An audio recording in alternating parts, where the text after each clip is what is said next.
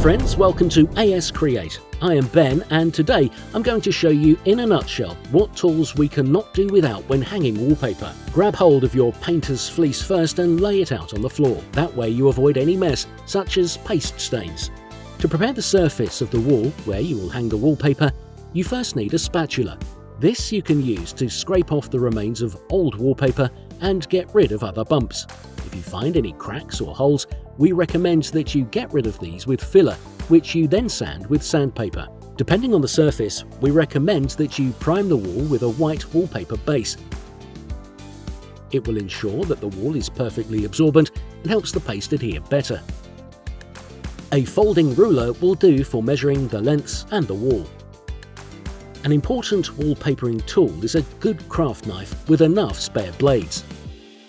You can use this to cut lengths of wallpaper after taking measurements.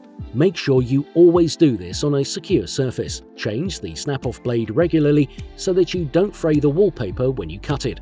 Using the cutting ruler, we cut the lengths of wallpaper to size.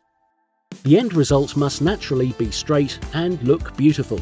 The spirit level is therefore indispensable for measuring, marking and applying the lengths to the wall. After measuring, you mark the pilot line of the first length with a pencil. Next, you must have the right paste for your wall covering. Make sure it is the right type for your wall covering.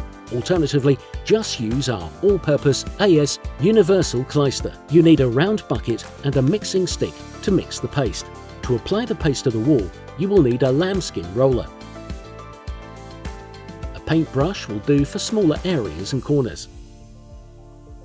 Using the wallpaper roller, carefully roll the wallpaper smoothly onto the wall from top to bottom.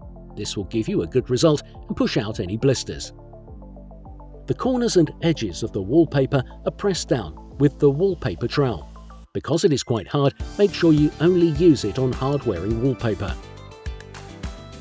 These are the standard tools you need for wallpapering.